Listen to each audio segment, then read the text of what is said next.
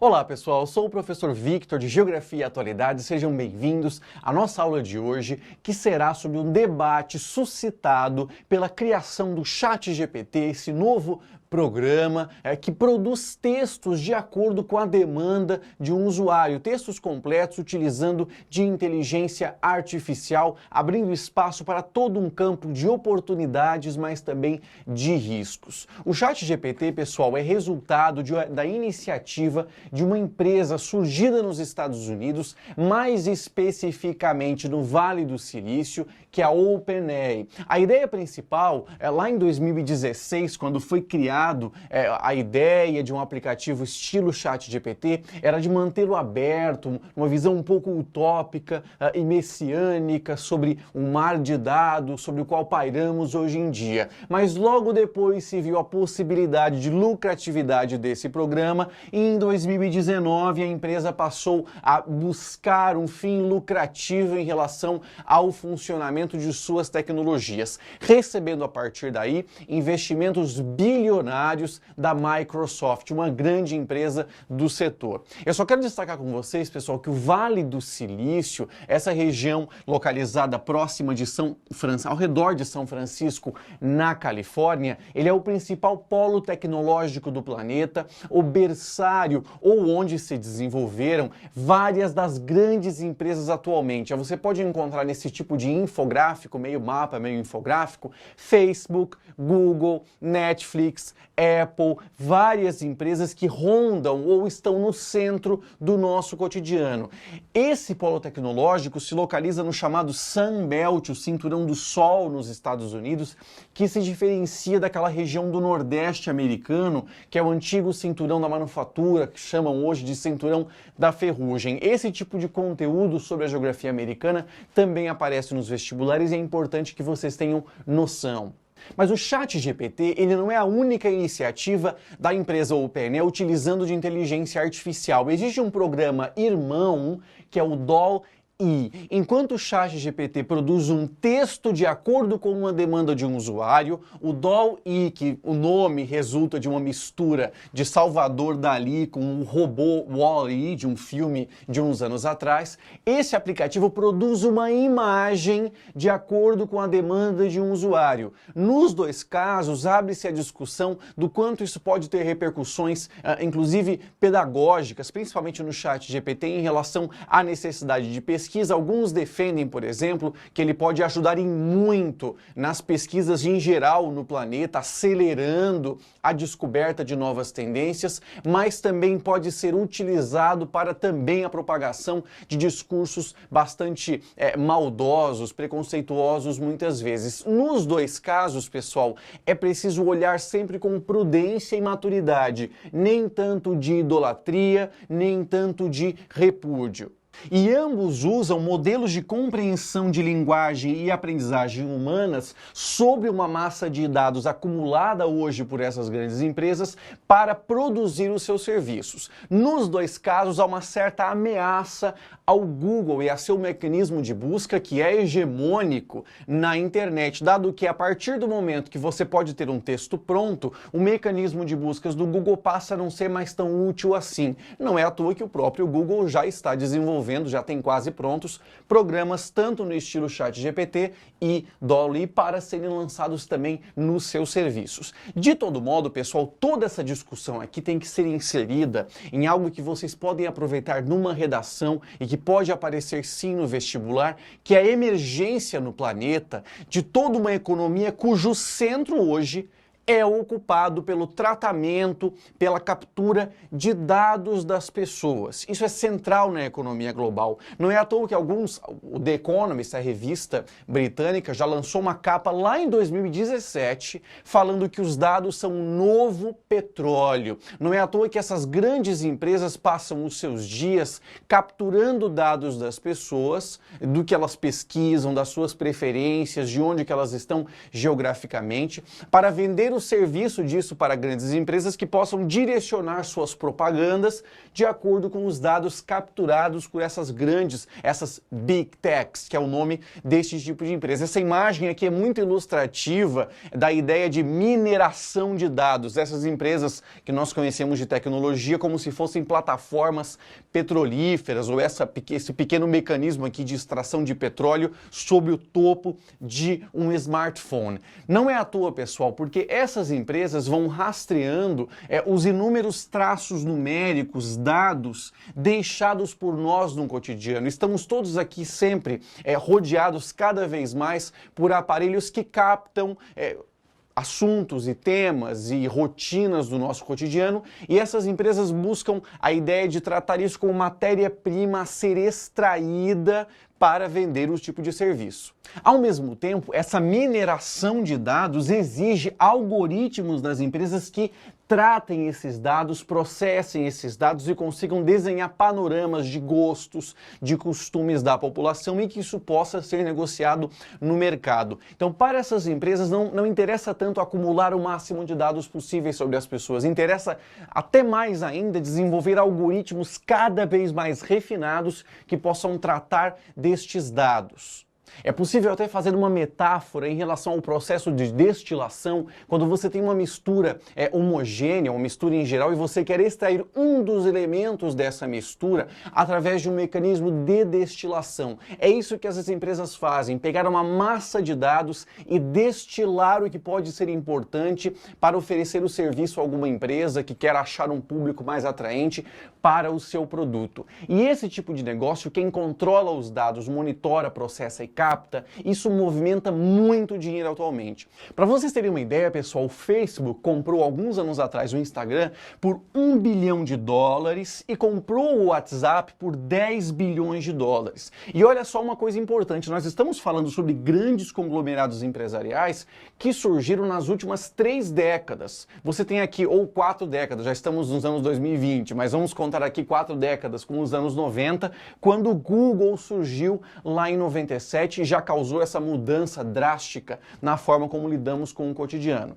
Neste caso aqui, para a gente conseguir compreender isso de uma forma que acople com os conteúdos do vestibular e que você possa utilizar numa argumentação de redação, é importantíssimo inserir essa nova economia na trajetória das revoluções industriais, em que você tem aquela primeira revolução industrial baseada na energia carbonífera, na produção têxtil, na organização taylorista da produção, meio de transporte ferroviário. Você vai ter já uma segunda revolução industrial vinculada a uma amplitude maior de setores, com mais tecnologia, setor petrolífero, setor automobilístico, setor químico, a utilização maior de energia elétrica e organização fordista da produção. Mas essa economia de dados sobre a qual nós estamos falando está vinculada à terceira e alguns já falam quarta revolução industrial, a chamada revolução técnico-científica ou tecnocientífica ou revolução numérica, segundo alguns autores atualmente que falam da importância dos dados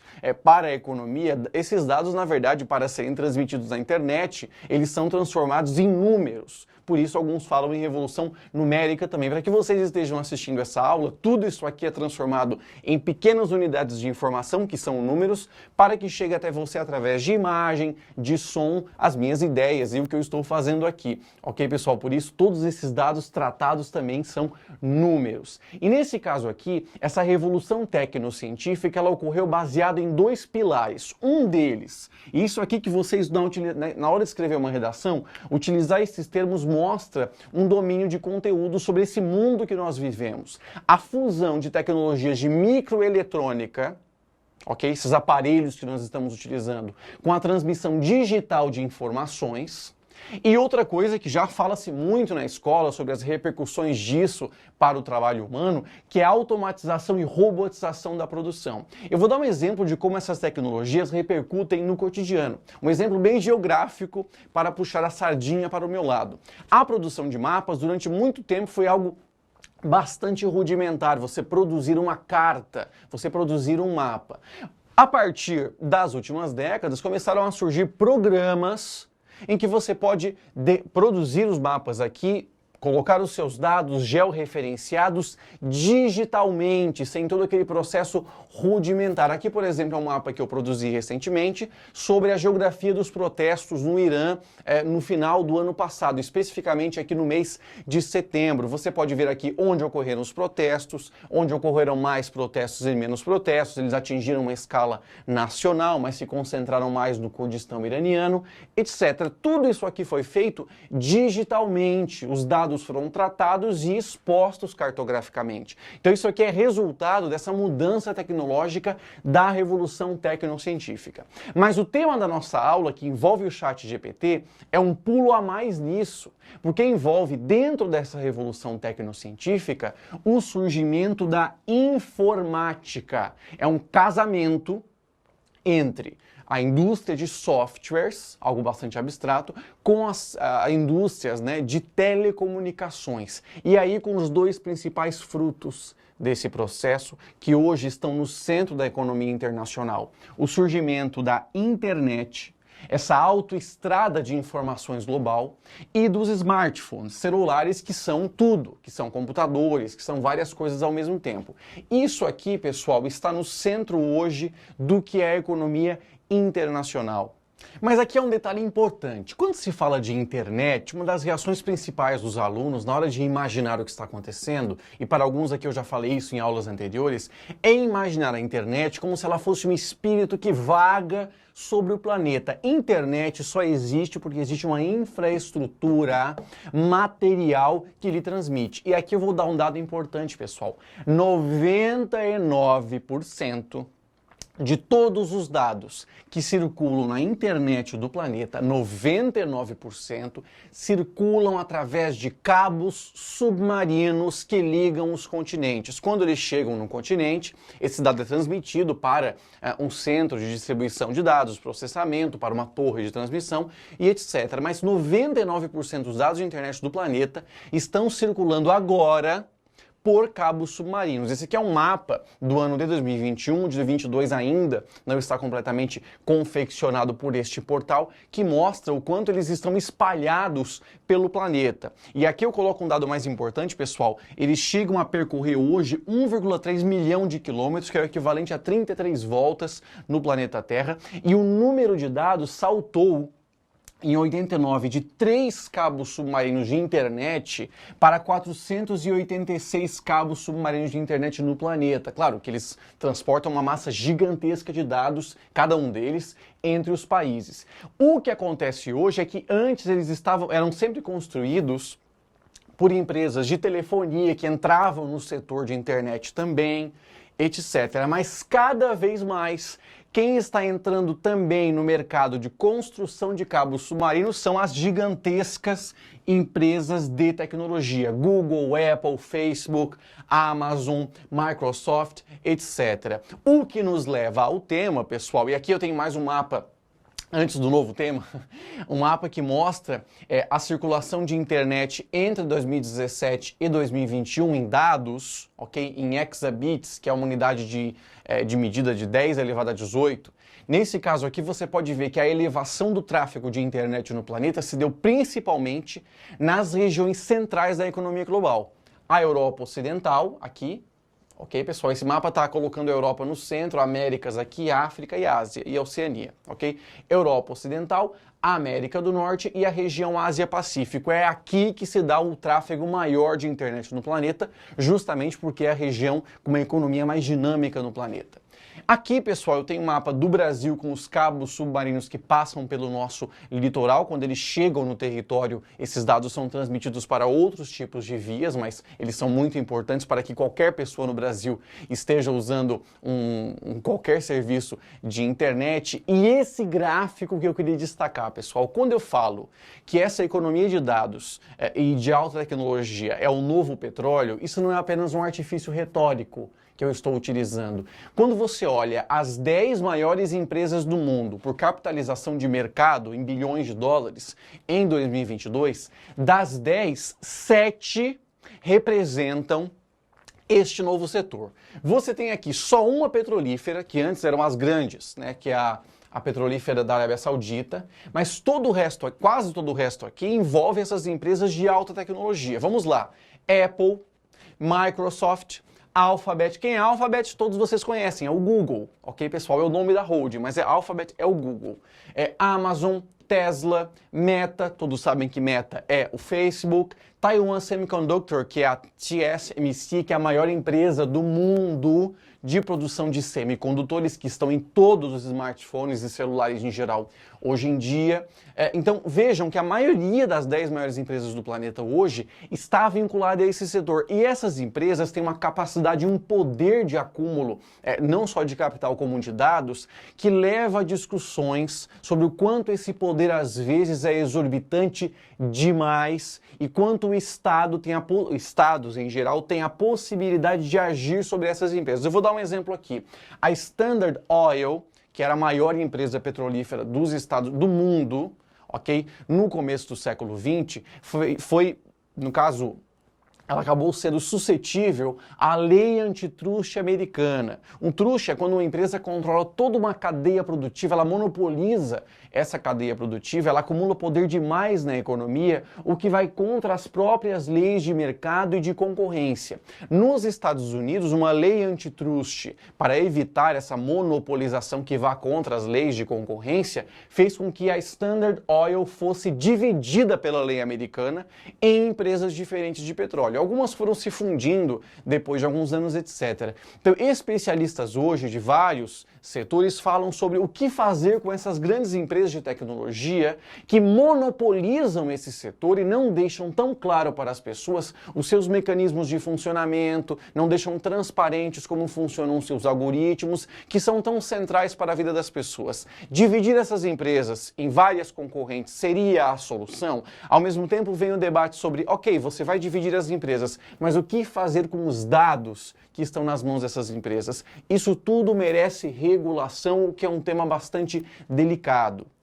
E isso tudo ainda em meio a disputas geopolíticas internacionais. Eu trouxe aqui um exemplo do 5G, que é um sinal de internet ainda mais potente, ainda mais rápido, precisa de várias torres de transmissão, em geral espalhadas no território para que ele consiga ser realmente bem transmitido, mas é que é uma tendência cada vez maior no planeta e há uma disputa geopolítica planetária entre Estados Unidos e China em vários temas, e inclusive nesse, a China incentivando a empresa Huawei, da China, para difundir o 5G internacionalmente, enquanto os Estados Unidos incentivam que os países que queiram adotar o 5G e a sua infraestrutura adotem os serviços não da Huawei, mas sim da Ericsson, uma empresa sueca, e da Nokia, uma empresa finlandesa. Então vejam que todo esse debate, além de ser um debate completamente econômico, também tem muito a ver com a política dos países e também com a geopolítica.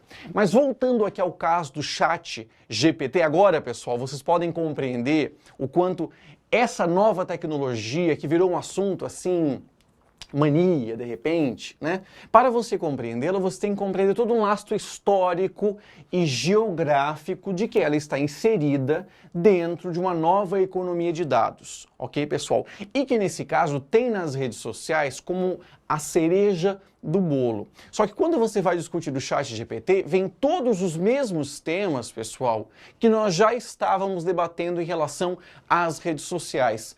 A propagação em massa de fake news, o comportamento de bolha sem debates, em que os grupos vão tendendo à radicalização, a estar sempre em volta ou voltados para pessoas que concordem com a sua opinião, sem debates, todos virando pontos de exclamação ambulantes, ok? A utilização dessas plataformas por movimentos muitas vezes autoritários para realizar suas propagandas e também questões aí de cibersegurança, de vírus, de como isso é utilizado hoje, inclusive como um mecanismo de ciberguerra. Tudo isso aqui que já era discutido em relação às redes sociais também entra na discussão em relação ao ChatGPT. O que deve ser aprofundado nesse caso é o quanto é necessário que haja regulação dessas plataformas por parte dos estados para que haja um uso cada vez mais saudável. Mas aí vem um outro dilema, pessoal. Porque acontece o seguinte, essas plataformas sociais, essas redes sociais, por um lado, elas são espaço privado, porque elas pertencem a empresas privadas, mas por outro, elas também se tornaram espaços públicos de debate. Como você manter um equilíbrio em relação a essas funções? Porque, por um lado, é ruim que essas redes sociais sejam censuradas por governos, como acontece na Rússia, como acontece na China, mas também é ruim que essas redes sociais sejam utilizadas por movimentos autoritários, como o de Trump nos Estados Unidos e movimentos parecidos com o dele, espalhados por outros países. Então é bom tomar cuidado para um uso saudável aqui das redes sociais, que não caia nem na utilização por movimentos bastante autoritários, mas também não na censura dessas plataformas. Vou dar um exemplo aqui. Em Uganda, na África, Yoweri Museveni é presidente desde 1986, ok? E na sua sexta reeleição em 2021, durante os dias eleitorais, de uma eleição bem pouco transparente, as plataformas e mídias sociais do país foram desligadas, foram proibidas de estarem atuando, ok, pessoal? Então isso mostra como a censura total contra as redes sociais também não é a solução, obviamente, ao mesmo tempo que dentro delas é necessário que haja algum tipo de regulação. O que muitos especialistas apontam também em relação às plataformas sociais que ocupam o centro do nosso cotidiano é o quanto elas geram uma mudança na linguagem que vai deixando de lado as palavras e a sua escrita e colocando no centro a imagem que chega mais forte e rápido nas emoções e na sensibilidade das pessoas. O problema é quando os discursos de ódio passam a cada vez mais priorizar não só as palavras, que muitas vezes transmitem sim o ódio, como também utilizar de imagens para transmitir mensagens radicais e extremistas, principalmente a imagem ao vivo. E isso não é nem um pouco novo. Talvez um dos casos mais extremos foi o que ocorreu no dia 11 de setembro de 2001. Nós temos uma aula de atualidades um pouco mais antiga sobre esse assunto, se alguém quiser conferir, quando os terroristas da Al-Qaeda, sabendo que aquilo ia ser transmitido internacionalmente, utilizaram desse ao vivo para propagar a sua mensagem de ódio, traumatizando um número ainda maior de pessoas, não apenas os que estavam mais diretamente vinculados a essa tragédia, como também os que estavam assistindo e tendo seus olhares atingidos por esse acontecimento atroz. O segundo avião, o primeiro avião, claro, começou a ser filmado o que havia acontecido, mas o segundo avião que atingiu a segunda torre, esse acontecimento foi filmado ao vivo e transmitido ao vivo para centenas de milhões de pessoas. Então aqui mostra o quanto a imagem ao vivo e a imagem em geral pode ser utilizada também por parte do discurso de ódio e não apenas as palavras. Mas deixando de lado então essa discussão que está vinculada às redes sociais, vamos para outros temas também quentes das últimas semanas. O acontecimento dos 10 anos, o aniversário, aqui a data no caso de relembrar, a memória dos 10 anos da tragédia na Boate Kiss, que matou no caso 242 pessoas em Santa Maria, no Rio Grande do Sul, no dia 27 de janeiro de 2013, e que até agora as pessoas próximas, os familiares, esperam justiça em relação a este acontecimento. Outro tema que ganhou as manchetes também foi no caso dos Estados Unidos, o jovem Tyre Nichols, em Memphis, no Tennessee, que foi assassinado por 5 agentes policiais, suscitando novamente o debate nos Estados Unidos sobre o racismo institucional. Há inclusive uma lei de reforma policial tramitando no Congresso americano, mas uma lei que não está andando. Joe Biden agora falou que é uma oportunidade para que essa lei ande, enfim, mas é um acontecimento que tem chamado a atenção de forma trágica nos Estados Unidos e no mundo. Isso aqui algumas imagens de protestos por conta da morte de Tyre Nichols. Isso aqui quase 3 anos depois do assassinato de George Floyd, lá em 2020, que suscitou enormes protestos espalhados pelos Estados Unidos. Enquanto isso, no Brasil, ocorreu uma nova eleição para presidente do Senado, em que foi eleito Rodrigo Pacheco, e presidente da Câmara dos Deputados, Arthur Lira, que era de base do governo anterior e foi agora eleito novamente com o apoio do novo governo. Mas fechando a aula de hoje, pessoal, temos aqui um resumo dos principais temas discutidos. Os aplicativos ChatGPT e DALL-E vinculados à OpenAI, que é uma empresa que vem do Vale do Silício, o principal polo tecnológico dos Estados Unidos, a centralidade dessa economia de dados no mundo contemporâneo, o quanto isso está vinculado à revolução tecnocientífica e à ascensão da informática, a internet, que é tão central nesse novo planeta, que precisa de uma infraestrutura física para existir, como os cabos submarinos, ao dilema em relação ao quanto, em meio a essa internet, essa quantidade enorme de dados sobre quem está controlando, sobre qual lei está acontecendo esse tipo de coisa e o quanto deve haver regulação em relação a esse tema. E, por último, aqui o caso nos Estados Unidos, dessas novas discussões sobre racismo institucional depois do assassinato de Tyre Nixon. E para fechar essa aula, pessoal, temos aqui uma indicação de leitura, dado que em janeiro houve o Dia Nacional de Combate ao Trabalho Escravo, que é um tema que ainda é importante a ser discutido pela sua realidade, ainda mais no caso, temos um texto no portal do Aprova Total para que você possa ter informações sobre esse tema, ainda mais no caso do Brasil, com o seu histórico longo de escravidão, que terminou, pelo menos pela lei, apenas em 1888. Como esse tema é tão importante, eu trouxe aqui indicação de leitura, um livro que fala sobre o histórico brasileiro de tráfico de escravos, de pessoas escravizadas e sobre o histórico de escravidão, que é Em Costas Negras, de Manolo Florentino, que é um texto central, um livro central para toda essa discussão. Não esqueça de olhar o nosso folhetim de atualidades da semana, escrito por mim, e conferir o nosso almanaque de atualidades anterior. Até a semana que vem, pessoal. Tchau, tchau.